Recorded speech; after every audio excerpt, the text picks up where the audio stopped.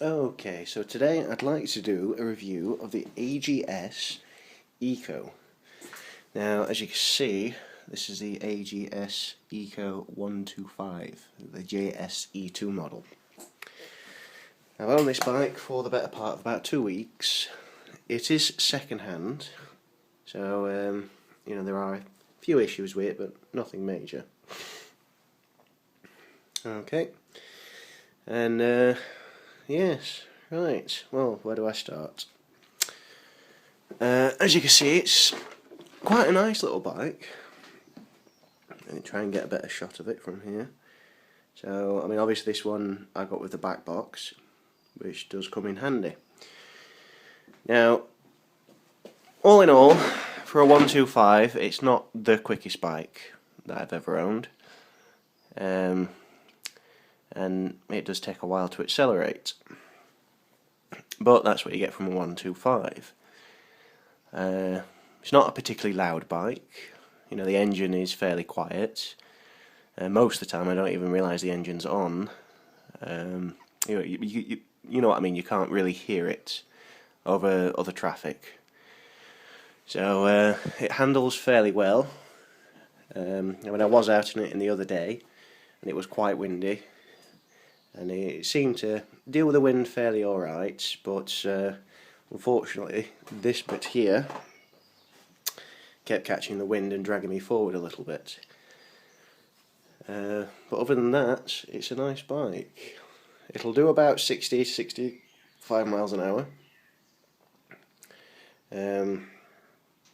You do find that you have to cycle through the gears quite quickly.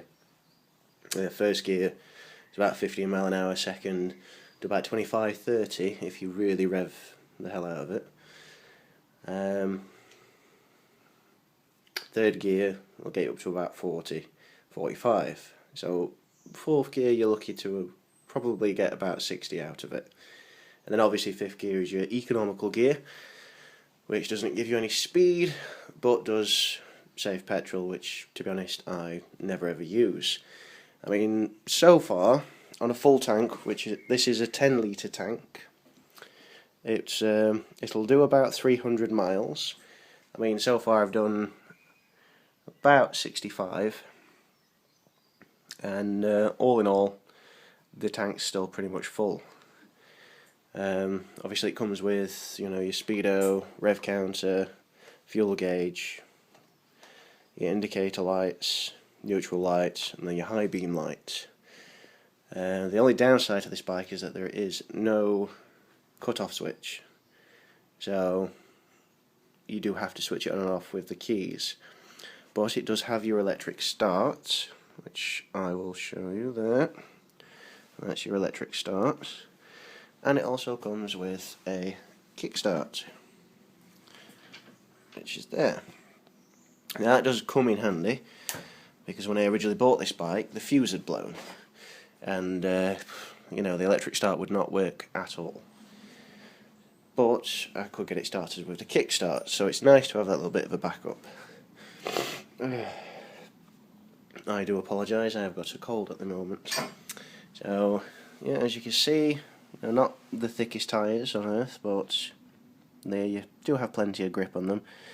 I haven't had any problems with sliding about anywhere yet, but I've not really been revving it that much, I've not been ragging it around everywhere. So, and then obviously the exhaust on this side. Now if you just bear with me, 'cause my garage